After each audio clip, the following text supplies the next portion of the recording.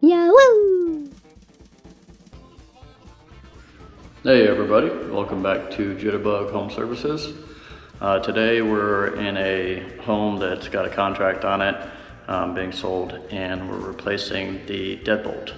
So the customer has, the home has a deadbolt on it that was original, and this was renters that were in here before, and they were only given one key for the home. So there's probably keys out there somewhere with somebody, and they want to swap that over, the deadbolt over, so that nobody else can get in the house. So the one that we're switching to, the one that they bought, is a keypad deadbolt. The one that they bought is Kwikset, and so we're going from a Defiant deadbolt to a Kwikset keypad deadbolt. So you guys can watch, and I'll try to show you the best I can on how to do this. It's really a simple switch. All right, so the first part of the job is removing everything on the deadbolt. So 2 screws, pull the locking mechanism in. There's those 2. That's its own piece. That'll come out when I pop the rest of this out. So there's 2 more screws on this side, holding it all together. When I remove these, I like to hold on to the other side so that it doesn't fall.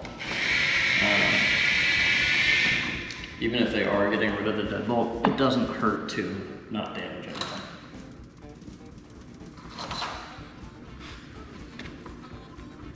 There we go, one piece, the other piece. 2 pieces there. Here's the center. There, that's all. I like to reassemble these just so it's all one piece.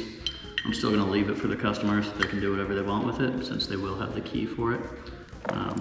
But it's something that I just like to do, is reassemble everything, keep it all nice and neat and tidy. That's how it looks without a door. So when you're swapping out a deadbolt, it's also a good idea to swap out the strike plate, especially when the colors don't match up. So here's the strike plate. Some people that did this before put deck screws in.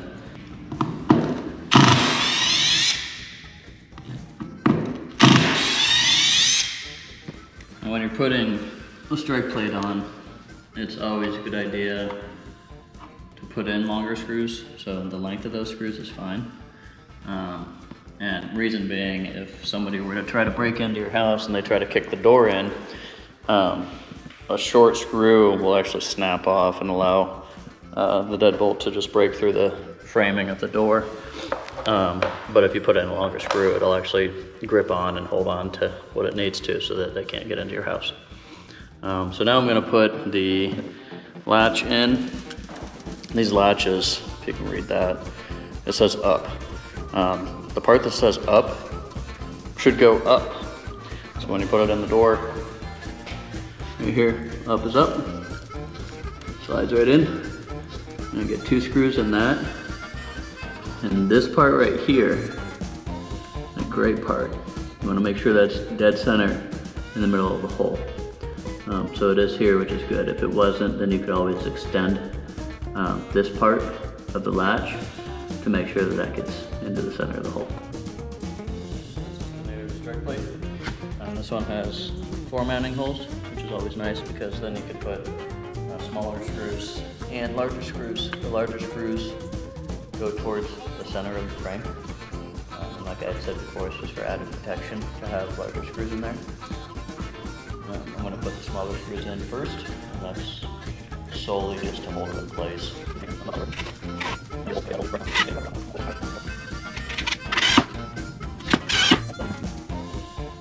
next step is to install the outside piece.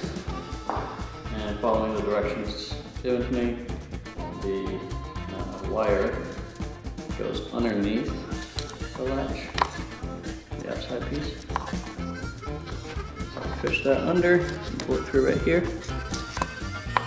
And then this post lines up with the hole right there.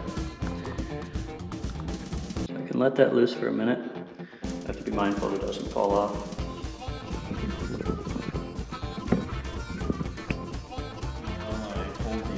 outside piece on here. This is the bracket that goes on the inside. So the wire is going to end up going through that hole right there, and that small one on the bottom. So to start it, I make sure just that the wire gets into the bottom part. Put that up right there.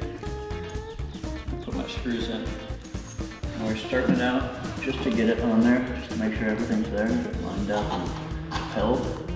Finger tight is fine.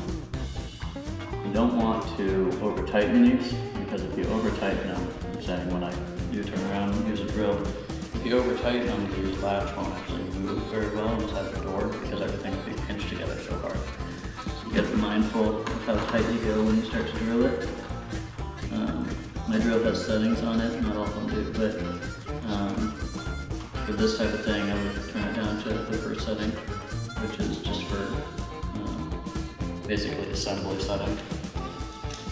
So you can see, if you look at the lights on that, how the lights all change. I would turn it down to number 1. And that way, when I go to screw it in, it's nice and gentle. I'm not going to over tighten anything. I'm definitely not going to strip anything.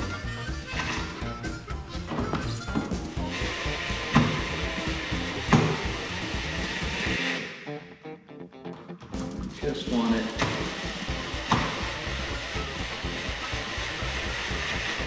basically hand tightened without using my hand. So that's just snug, which is exactly how I want it because it's going to hold it in place. So you can see from this side, on there, just flush to the door. On that side, it's not moving, but if I put some force to it, it would probably move, just because I didn't do it very tight yet. Now the wire needs to come down to that bottom hole I mentioned. And I just tugged it through a little bit, nice and gentle. The internal assembly, right here, here's the other end of the wire. So we connect the wire together. Nice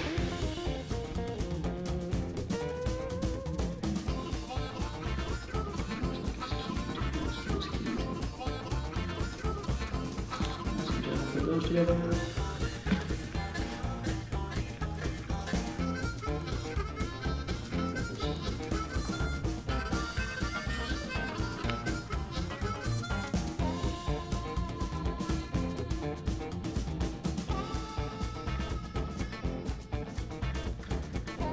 Press the wires to fit them in there, nice and gently. Just don't pinch anything. You don't really want to pinch wiring in, okay? These are tiny screws. Again, we're going to be nice and gentle, screwing these on. There's no reason to use impact force on any of these. Next we take the battery pack. So this is 4 AA batteries. And hold it by this little piece right here. It slides in. Right there.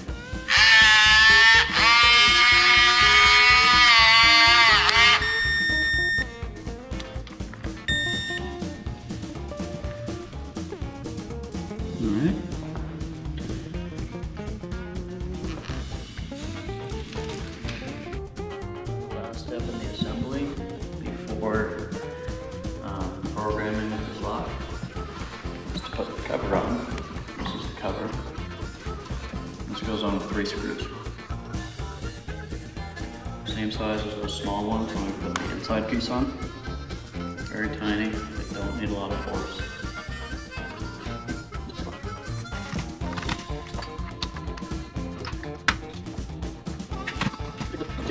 But unlock, locked. Nice and gentle, nice and easy. Definitely firm. Open. There it is. Now, there's instructions to program it. I'm going to do that now. And just a pro tip for anybody that thinks that handymen just know how to put every single lock on and every single fan up and every single light in and just how to fix anything. The thing that makes us able to do that is we take the time to read the instructions. because I read the instructions, and then I sat here with the instructions as I did it, just to make sure I was doing everything right. This one's new to me. I've never put this one on before, but here it is. So I just wanted to give you guys the understanding that we don't know everything. We're just really good at following instructions. That's it. We know how to use all of our tools. We're pretty good at fixing most things, but we read the instructions. It helps. So I hope you guys have a great day, and I hope you enjoyed it, and maybe you learned something from this. I love y'all. God bless.